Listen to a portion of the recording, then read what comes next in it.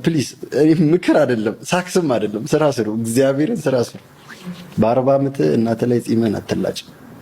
ውጣ ከቤት ስራ፣ ራስህን ደጉም፣ ቤተሰብህን እርዳ። ምን አጠፋ ልጅ?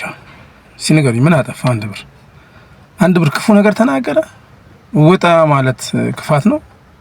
ውጣና ራስን ተፍተፍ ማለት ክፋት ነው? ምንድነው የተፈለገው? በር ድረስ መጥቶ ምንጣፍ አንጥፎ ምናምን ውጡ እያሉ እያጨበጨቡ ወደ ስራ ዓለም እንዲያስገባዋችሁ ነው የምትፈልጉት? አይሆንም። በቃ ውጣ፣ አትዘናጋ እያለ ነው። አትዘናጋ፣ ፖዚቲቭሊ ካየው እኮ አትዘናጋ እያለ ነው። ስትዘናጋ እድሜ ይቀጥላል። እድሜ ከፍ ባለ ቁጥር ፈሪ እየሆንክ ትመጣለህ ነው። ውጣ።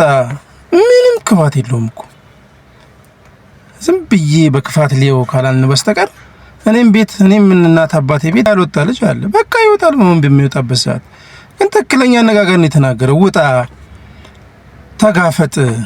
በተለይ የአዲስ አበባ ወጣቶች ትችላላችሁ። ማንም ሰው የትኛውም ሰው መጥቶ ራሱን እየሸጠ ነው ያለው። ለዛውም ስግጥ እያሉ እየሸጡ ነው ያሉት ራሳቸውን።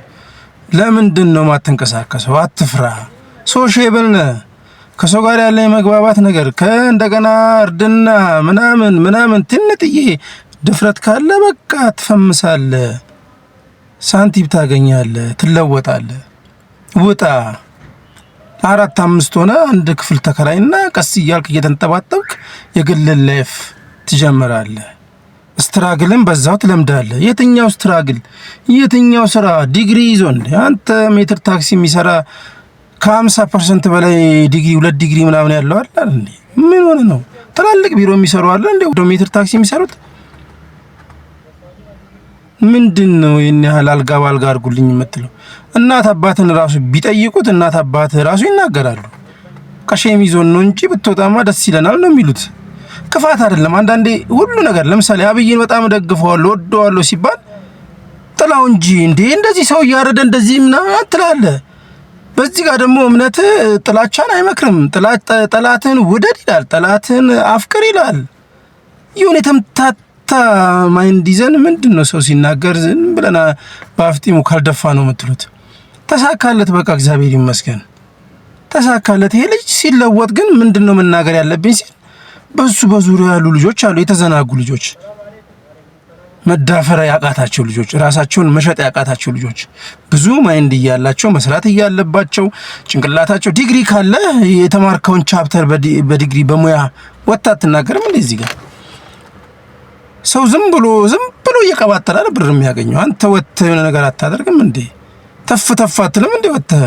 ምንድነው ሰውን የሆነ ነገር በተናገረ ቁጥር አናቱን ካልመታው የምትሉት? በዚህ ኔጌቲቭ ነገር ማውራት እርግጥ ነው ብዙ እይታ አለው፣ ብዙ ነገር አለው። ግን አንዳንዴ እኛ የምናወራው ነገር ተከታይ አለን። ታች ልጆች አሉ ከኛ በታች። በእርግጠኝነት እኔን አንድ ሰው 2 ሰው የማወራውን ወሬ የሚከታተለኝ ሊሆን ይችላል። ስለዚህ አንድ ሰው የሆነ ነገር ሲናገር እሱን ደግፈን አይ እንዲህ ማውራት ፈልጎ ነው፣ ትክክል ነው። ወጣቱ መንቀሳቀስ አለበት። በቃ ከ20 ምናምን ዓመት ከሆነ በኋላ ወጥቶ 3-4 ሆኖ ከእናት አባቱ ቤት ወጥቶ ተከራይቶ ላይፍን ስትራግል ማድረግ አለበት ምናምን እያልክ እሱ ያወራውን ነገር ብሪፍ ታደርገዋለህ እንጂ አንተ ይላጫል ይወጋል ሁሉን ነገር በኔጌቲቭ ካየነው ኢየሱስ ሁሉ አልተሰቀለም ለማለት ምንም ይዳዳን ነገር የለም። ሁሉን በኔጌቲቭ አን ምንድነው? እስቲ ምንድነው? ምን ሊል ፈልጎ ነው? ምርጅ በፈለከው አቲቲዩድ ብታየው ወጣቱን ሊነቅፍ ሊሳደም አይደለም የመጣው። በየትኛውም አቲቲዩድ ብታየው ግን ጠላት እንሆናለን። ዝም ብለን ከመሬት ተነስተን ጠላት እንሆናለን።